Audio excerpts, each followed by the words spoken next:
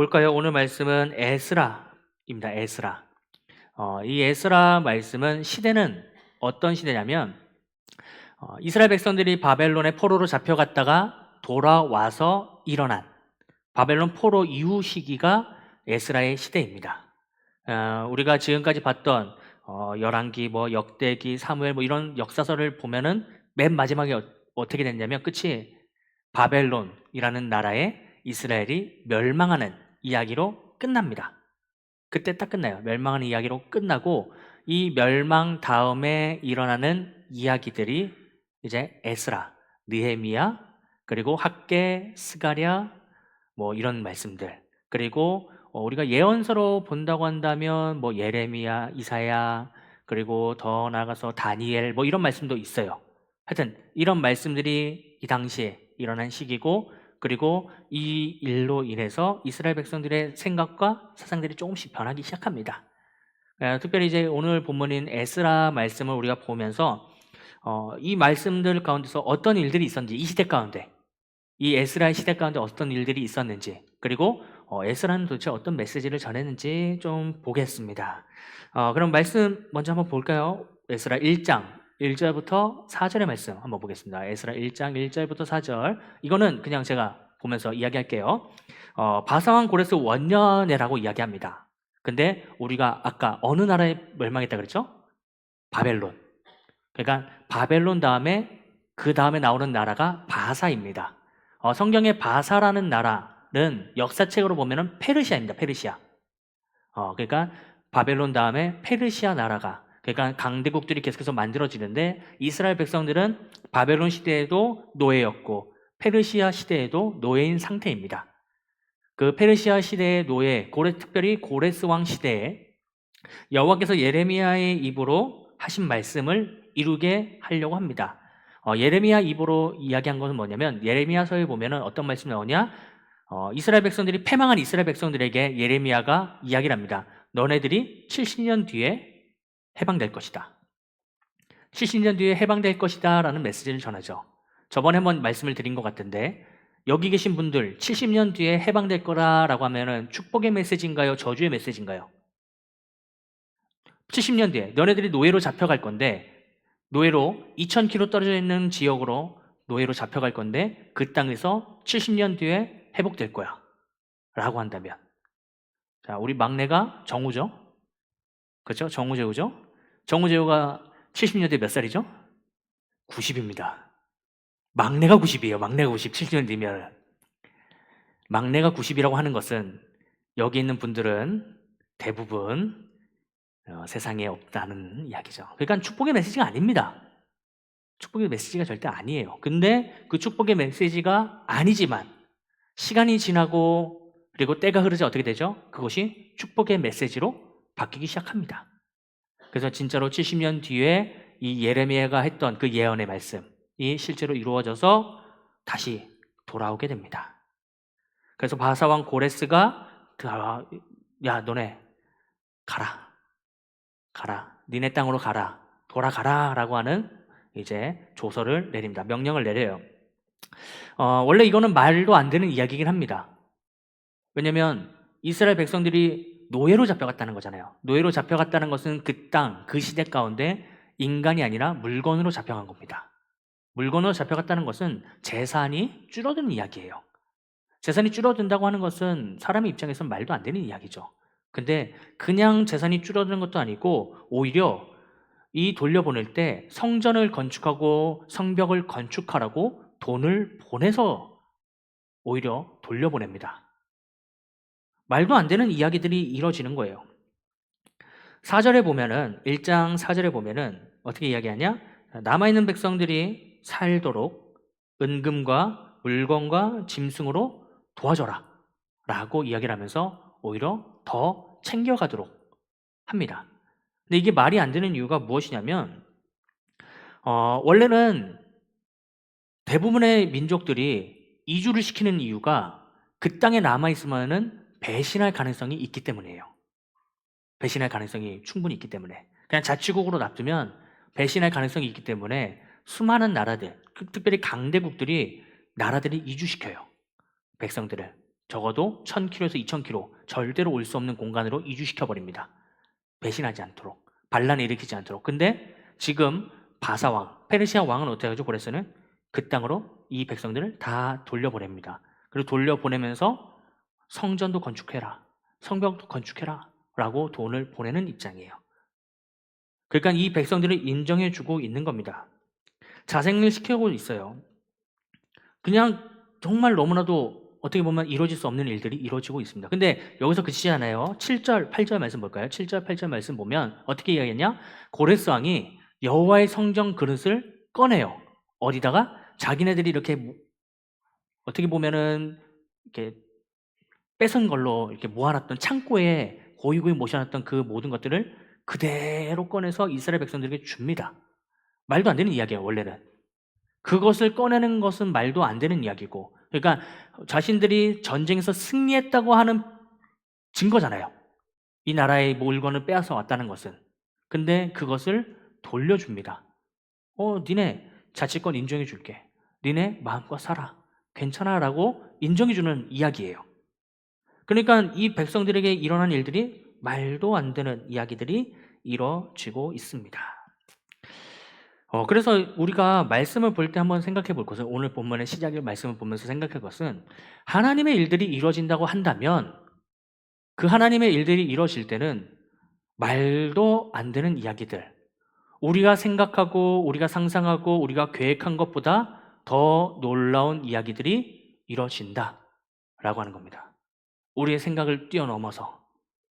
하나님의 일들은 우리가 생각하는 것보다 더 크고 더 넓고 더 많은 계획들을 갖고 계시고, 우리가 알 수 있는 것은 그 부분의 한 부분밖에 안 돼요. 그렇기 때문에 우리가 해야 될 것은 그냥 그 안에서 하나님의 이루어질 일들을 바라보면서 순종하고 믿음으로 나아가기만 한다면, 그 놀라운 계획 안에서 하나님이 우리가 상상하지 못했고 보지 못했지만 그럼에도 불구하고 인도하시는 하나님의 역사들이 있게 됩니다. 그러니까 우리가 이 말씀들을 보면서 하나님의 놀라운 계획들, 생각들을 우리가 판단하려고 하지 말고 그 가운데 그냥 들어가자라는 것들을 좀 보면서 나아가시길 바랍니다. 그래서 그 하나님의 말씀에 순종해서 나아간다고 한다면 그 안에 하나님의 놀라운 역사들이 일어난다라는 것들을 보고 나아가시면 좋겠습니다. 자, 그래서 이 백성들이 이제 예루살렘으로 다시 되돌아오게 되고, 예루살렘으로 돌아서 하는 일이 이제 3장 8절부터 9절의 말씀인데요. 3장 8절 9절의 말씀 보면 어떤 일들이 일어나느냐? 이제 이 백성들이 돌아와서 하나님의 성전의 기초를 세우기 시작합니다. 땅을 파고 그리고 기초를 놓기 시작해요. 하나님의 은혜죠. 하나님의 은혜가 시작이 되고 있습니다. 자, 3장 8절 보면은, 9절 보면은 공사를 시작하고 20세 이상 레위 사람들 세워 성전 공사를 감독하게 하고, 그 뒤에 사람들을 세워서 하나님의 성전 일꾼들을 감독하면서 성전을 만들어내기 시작합니다.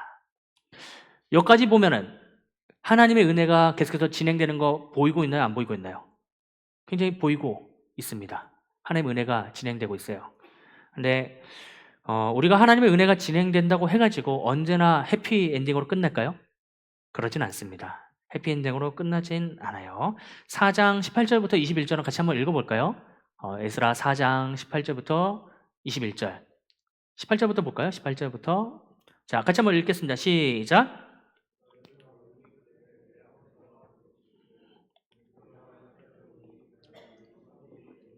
왕들을 거역하며 그 중에서 항상 패역하고 반역하는 일을 행하였으며, 옛적에는 예루살렘을 다스리는 큰 군왕들이 있어서 강 건너편 모든 땅이 그들에게 조공과 관세와 통행세를 다 바쳤도다.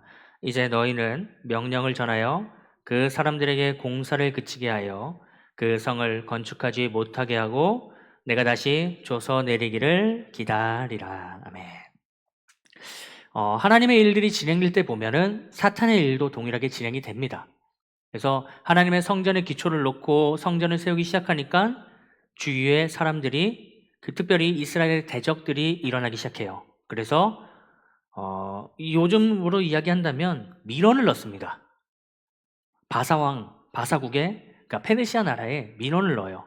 얘네 반란을 일으키는 것 같다 라고 하면서 민원을 넣으니까 어떻게 돼요?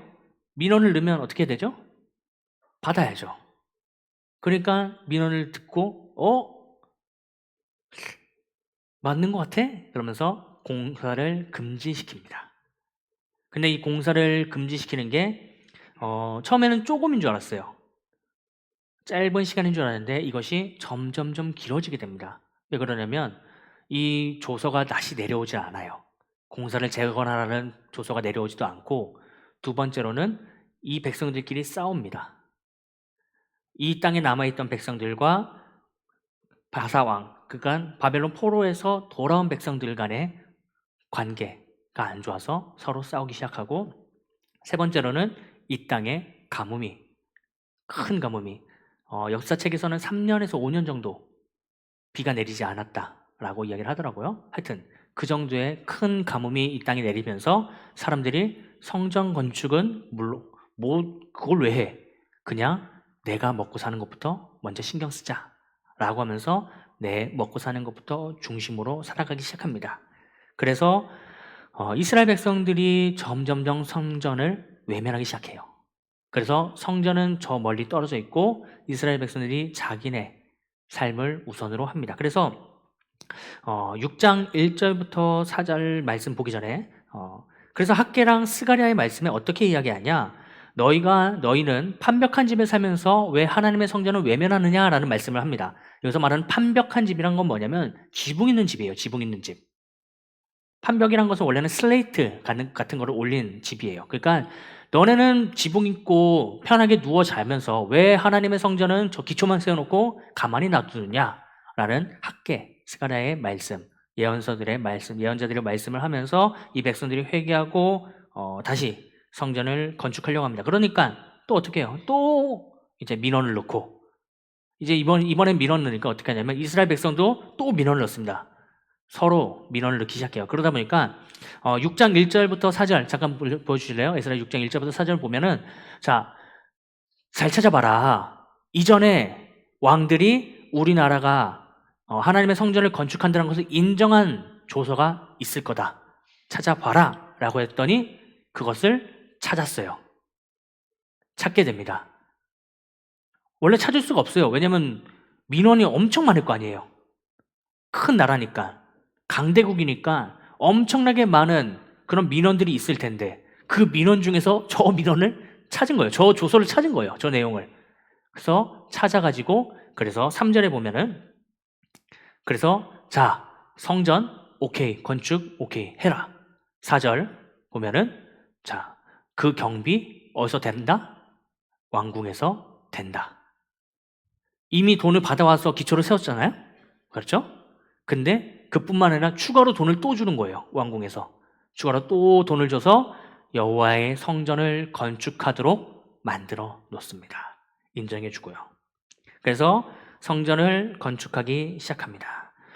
에스라에서 이야기는 성전 건축이 그래서 1번입니다.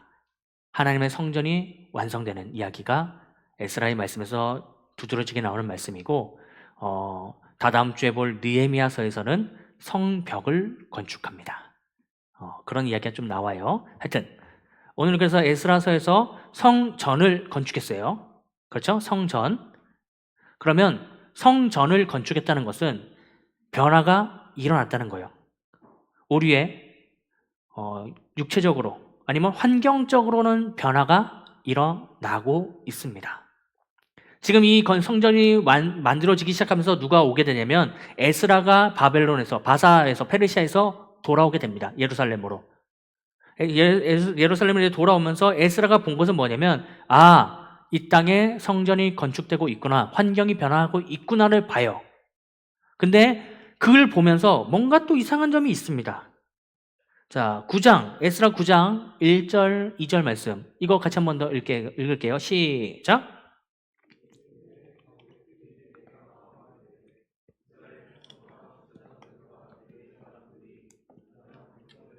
떠나지 아니하고 가나안 사람들과 헷 사람들과 브리스 사람들과 여부스 사람들과 암몬 사람들과 모압 사람들과 애굽 사람들과 아모리 사람들의 가증한 일을 행하여 그들의 딸을 맞이하여 아내와 며느리로 삼아 거룩한 자손이 그 지방 사람들과 서로 섞이게 하는데 방백들과 고관들이 이 죄에 더욱 으뜸이 되었다 하는지라. 아멘. 성전이 건축되고 완성되는 그런 과정 가운데서 환경이 변화되고 있는데 지금 이스라엘 백성들의 삶의 모습은 어떤가? 보면은 박살이 나 있어요. 특별히 어떤 모습에서 박살이 나 있냐? 절대로 하나님이 율법 가운데서 이방 여인 그리고 이방 남자와 혼인하지 말라라는 이야기를 해요. 근데 특별히 고관들, 방백들, 그리고 제사장들, 레위 사람들, 이 백성들의 영적인, 육적인 지도자들이 나서서 이방 여인들과 혼인하기 시작합니다. 나서서 이방 여인들을 자신의 며느리로 삼기 시작해요. 그 지도자들이. 근데 이스라엘이 무너지게 된 계기가 뭐였죠? 우리가 앞에서 역사서를 봤을 때 솔로몬이 언제 그 수많은 여인들을 후궁으로 들이고 그 여인들의 이야기를 듣기 시작하면서부터 이 땅이 무너지기 시작했잖아요. 마찬가지로 이 수많은 이방 여인들이 들어와서 그 솔로몬과 같은 일들이 벌어질까요? 안 벌어질까요? 당연히 벌어지고 있는 상황이에요. 근데 그 사람들이 누구냐? 백성의 영적으로 육적으로 지도자들이, 리더들이 먼저 나서서 하고 있는 거예요. 이 말은 무엇이냐면 이 백성들의 가치관이 하나님 우선은 아니라는 거예요. 이 백성들이 보는 시선들이 하나님 우선으로 살아가고 있지는 않다라고 하는 겁니다. 이 백성들이 하나님의 은혜를 받아가지고 그 노예에서 자유민이 돼서 돌아왔는데 그럼에도 불구하고 이 백성들의 시선에서, 마음에서, 생각에서 온전한 하나님의 뜻이 나타나지 않고 있다라고 하는 거죠. 우리도 근데 마찬가지죠. 따지고 보면은 은혜 받았다라고 하고 성령 충만합니다, 성령 은혜를 받았습니다 뭐라고 이야기를 하지만 조금만 있으면 어떻게 되죠? 다시 이전의 모습으로 돌아갈 때 너무나도 많습니다. 우리가 예배라는 그 부분에서 하나님을 찾고 구한다는 그 부분에서 나의 생각과 뜻을 더 많이 넣고 있지는 않나요? 그럴 때도 참 많죠. 하나님보다 내 생각이 그리고 내 먼저 행동이 우선될 때가 더 많습니다. 하나님보다 더 사랑하는 것이 많고 하나님보다 더 먼저 되는 것이 많고 그러므로 인해서 우리의 삶에서 온전히 하나님을 따라가야지라고 하지만 입술로는 그렇게 얘기하지만 실제 삶에서는 그러지 못한 경우가 너무나도 많습니다. 오늘 제목이 뭐냐면 성결의 삶입니다.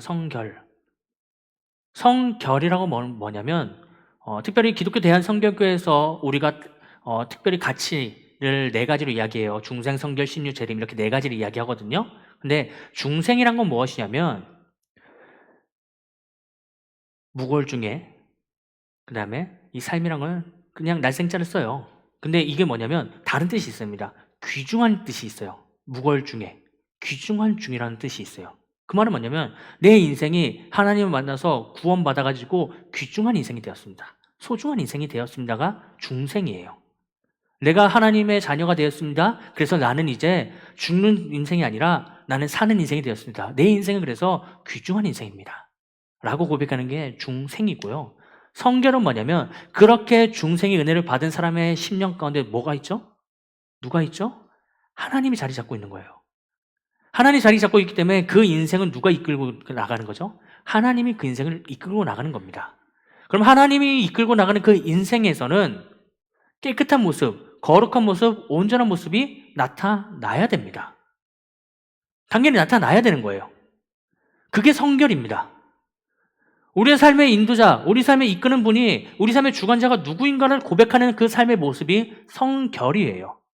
성결의 삶이라고 하는 것은 결국에는 우리가 하나님을 드러내는 인생이라고 하는 거죠. 이 백성들, 이스라엘 백성들의 왕이 누구죠?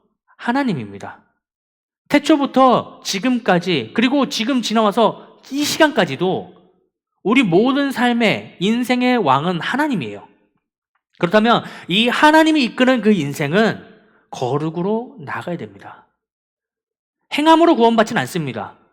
우리가 착한 일을 한다 해서 구원받는 건 아니에요. 여러분들이 아무리 착한 일을 한다 그래서 하나님의 기준을 맞출 수는 없습니다. 하나님의 기준이 얼마나 높은데요.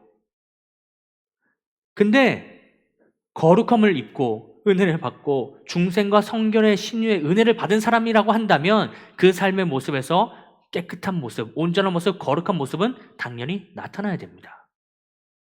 근데 지금 이스라엘 백성들의 모습 어떻죠? 이전의 죄를 다시 따라가고 있다고요. 이전에 이 백성들의 조상들이 했던 죄를 그대로 그냥 따라가고 있다고요. 그 모습이 나타나자 에스라가 율법학자예요. 종교 지도자입니다. 리더예요. 이 사람이 그 모습을 보고 이건 아니다. 이거는 옳지 못하다 해가지고 하는 게 성결 운동입니다. 이스라엘 백성들의 성결 운동을 이끌게 돼요. 그 성결 운동의 방법이 무엇이냐? 지금 말했던 이방 여인들을 내쫓는 그런 일을 감당하게 됩니다. 그래서 이 뒤에 보면은 이 이스라엘 백성들, 특별히 오늘 본문 아까 읽었던 13절부터 15절의 말씀을 보면은 우리의 이 약한 행실, 우리의 이 큰 죄로 우리 조상들의 죄를 똑같이 짓고 있다. 하나님 안 되겠다. 14절 보면요. 그렇기 때문에 우리가 이 우상의 이방의 여인들과 결혼했기 때문에 우리에게 분명한 화가 있을 것 같습니다. 그러니까 15절에 우리가 15절 내쫓겠습니다. 우리 지주자들부터 온전하게 나아가겠습니다 하면서 결혼을 파기하고 이방 우상 여인들을 다 내보내는 그런 일들을 감당합니다. 그래서 에스라 10장 말씀을 보면은 어떤 일들이 일어나냐? 에스라 10장에서는 이제 그 명단들 쭉 이야기합니다. 누가 이방 여인과 결혼했는가 명단을 다 공개하고, 그리고 그 다음에 이방 여인들을 내쫓는 성결 운동을 합니다. 이 일들이 쉬운 일일까요? 아니죠. 여러분들 쉽지 않습니다. 참 어려운 일이에요. 어떻게 보면은 비인간적인 모습일 수도 있습니다. 왜냐면 이미 결혼을 했고 자녀를 낳은 그 가정도 있었거든요. 근데 그걸 지금 다 깨겠다는 이야기예요. 그걸 다 깨면서까지 성결을 지키겠다라고 하는 이야기입니다. 근데 우리가 보면은 뭐 저는 이거를 뭐 이렇게 하라라고 하진 않아요. 근데 우리가 거룩으로 성결로 나간다고 한다면 이 정도의 각오는 있어야 된다라고 하는 거예요. 오늘 말씀 보면서 우리가 알아야 될 것은 거룩으로 나가는 길, 그것을 결단하고 실천한다고 하는 것은 정말 너무나도 쉽지 않고, 그리고 그 모습을 이끌고 유지하면서 어떻게 보면 더 확장시켜서 나간다는 것은 더 어려운 일이고 상황이라고 하는 겁니다. 여러분들도 인생 살아보면서 알겠지만, 여러분 사회에서 나가서 살아보면서 알겠지만, 거룩을 지키고 성결을 지킨다는 게 쉽나요? 쉽지 않습니다. 진짜 어려워요. 어려운 일입니다. 우리 여기 계신 분들 대부분이 직장인이죠. 여러분 직장 다니면서 거룩을 지키고 성결을 지키고 그 안에서 화목을 나타낸다는 게 쉽습니까? 제가 이번 주 수요일 날 구청에서 구청 선교회가 있더라고요. 영등포 구청 선교회가 있어가지고 거기 설교를 하러 갔다 왔어요. 그래서 구청 직원분들하고 거기에서 예배를 같이 드리고 이렇게 왔었는데, 그분들에게 막 이렇게 얘기를 하다 보니까 그분들이 그런 이야기를 하더라고요. 너무 바쁘대요. 너무 바쁘대요. 근데 너무 바쁘다 보니까 문제가 뭐냐면 자기 부하나 아니면 자기 이렇게 동료들에게 어느 순간 내가 화를 내고 있더래요. 짜증을 내고 있고 나도 모르는 사이에 그 사람들에게 폭언을 할 때가 있더래요. 그래서 그때 갑자기 머릿속에 망치로 맞은 팍 느낌이 들더래요. 한 분의 그때 총무였던 분인데. 그래서 점심시간에 밥을 안 먹고 모든 일을 스탑해 놓은 다음에 점심시간에 예배 드리는 교회가 옆에 있어 가지고 가서 예배를 드리고 왔대요. 근데 예배를 드리고 오면서 마음 가운데 '아, 일이 중요한 게 아닌데 내가 일에 너무 치여 있구나.'라는 이야기를 하면서 그 자기가 화를 냈던 부하한테 가 가지고 미안하다고, 내가 너무 잘못했다고, 이러면 안 됐었는데 일이 많고 스트레스가 많아서 내가 너무 큰 실수를 저지른 것 같아. 이 맛있는 거 먹자 이러면서 맛있는 거 사주면서 내가 또 화내면 나 꼭 맛있는 거 사줄게 막 이러면서 미안하다고 하면서 일을 마쳤다라는 이야기를 하시더라고요. 근데 이런 단편적인 예지만 우리가 사회에 살아가면서 인생 살아가면서 거룩을 지키고 성결을 지키고 화목을 평안을 나타낸다는 건 너무나도 어려운 일입니다. 참 쉽지 않아요. 근데 그 가운데에서 우리가 그래도 하나님의 모습을 나타내고자 발버둥 친다고 한다면 그 가운데 분명히 부어주시는 하나님의 은혜가 있습니다. 그리고 그 가운데 역사하시는 하나님의 일들이 분명히 나타나더라고요. 여러분, 이 은혜를 꼭 누리기를 간절히 소망합니다. 마지막으로 제 이야기 한 가지만 하고 마치도록 하겠습니다. 여기 계신 남자분들은 대부분 군대를 갔다 오셨죠. 저도 군대를 갔다 왔습니다. 군대를 갔다 왔는데 군대 있을 때 중대라고 그래요. 처음에 들어가면 이 중대 한 70명 정도 있는 그 곳에서 소대로 또 나뉩니다. 저희는 3개의 소대로 나뉘었었어요. 1소대, 2소대, 3소대 이렇게 쫙 나뉘었었는데 3소대는 최악의 소대였습니다. 제 군대 당시 폭언과 욕설과 모든 폭행들이 그대로 잘 남아있는 아주 그런 악명 높은 소대였습니다. 기도했죠. 하나님, 저기만 가지 않기를 바랍니다. 하나님 기도를 어떻게 들어주시죠? 전혀 안 들어주십니다. 저를 3소대로 보내더라고요. 제 위에 선임이 32명 있었어요. 그리고 저는 33번째였고 32명의 선임들이 하나도 교회를 안 다녀요. 놀라운 일입니다. 그리고 저는 신학대학을 다니는 신학생입니다. 주일날 교회를 간다니까 어떻게 해요? 바로 하이바로 맞는 그런 부대에 있었습니다. 여러분들이 웃지 않는 것은 그 상황을 겪어보지 않았기 때문에 그렇겠지만 그리고 나서 제 후임이 6개월 뒤에 들어왔어요. 그때 동안 저는 교회를 못 갔습니다. 6개월 동안 교회를 못 가고 거의 1년 동안 교회를 못 간 거죠. 실제로 따지면은 그런 상태에서 후임이 들어왔는데 뒤에 들어온 후임은 건달 활동을 하시던 등판에 용이 한 마리 있는 그런 분이 또 들어오셨고 또 이분도 야, 어떻게 지내나 이렇게 지내면서 또 이렇게 살았던. 그래서 하나님께 계속해서 기도했습니다. 울면서 저는 탄약고 근무병이었는데 탄약고 이렇게 경계를 이렇게 쭉 돌면서 근무를 쓰는데 그걸 돌면서 맨날 기도했던 게 하나님, 정말로 믿는 사람 한 사람만 들어왔으면 좋겠습니다. 정말 믿는 사람 한 사람만 들어왔으면 좋겠습니다. 라고 이렇게 기도하면서 돌았던 기억이 있어요. 근데 그렇게 돌면서 제 군생활 거의 마지막쯤에는 어떻게 됐냐? 그 기도를 하나님께서 들어주셨는지 저희 부대에 그 뒤로부터 후임들이 교회를 다니는 친구들이 계속해서 늘어나기 시작했고 저희 3소대의 반 이상이 예수 믿는 사람들로 변합니다. 그리고 그 3소대에 그렇게 변하면서 마지막에는 어떻게 됐냐? 제가 근무 마지막에는 근무 형태가 바뀌면서 폭언과 욕설과 그 모든 것들이 싹 사라지고 제가 마지막 부대를 나오게 돼요. 그러면서 3소대는 제일 가고 싶은 소대가 되면서 제 군생활을 마치게 됩니다. 뭘 제가 잘했다 이건 아니에요. 제 저 후임들의 도움도 있었기 때문에 이런 은혜가 주어질 수 있겠죠. 근데 이걸 경험하면서 느낀 게 뭐냐면 내가 그래도 부르짖고 기도하고 그래도 하나님을 찾고 나간다고 한다면 그 환경 가운데서 어쨌든 하나님이 어떤 일로든 가장 좋은 방법을 이루시는구나라는 것들을 경험하게 됩니다. 여러분들의 현실이 어떤지는 솔직히 잘 모르겠어요. 그리고 여러분들이 주어질 미래도 저는 잘 모르겠습니다. 오늘 여러분들의 이제 내년에 임원들을 뽑고 그리고 여러분들 어떤 일들이 벌어질지 몰라요.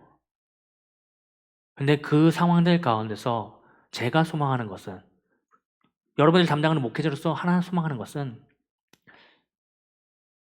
그 안에 하나님의 일들이 분명히 일어남을 믿고 한 걸음 한 걸음 나아가시기를 간절히 소망합니다.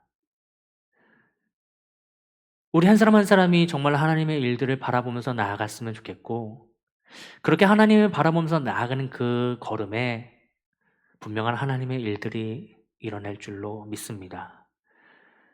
그 소망을 가지고 여러분들이 요즘 계속 이야기하더라고요. 사람들이 그동안 너무 장난친 경우가 많았다고. 장난치지 마시고 기도하면서 진짜로 하나님의 일들을 감당할 리더를 잘 뽑아봤으면 좋겠습니다. 그렇다고 한다면 여러분들, 하나님이 분명히 이 공동체를 이끌고 그 안에서 놀라운 일들을 이루실 줄로 믿습니다. 우리 이 시간 잠깐 찬양하고 같이 기도합시다. 우리 찬양하실 때 정말 주님, 하나님의 나라를 기대합니다. 주님의 소망을 기대합니다. 우리가 하나님 나라를 바라보면서 나아가고자 할 때 주님의 은혜로 나아가길 원합니다. 라는 고백으로 나갔으면 좋겠고, 그로 말미암아 정말 우리가 하나님의 은혜를 더욱더 나타내며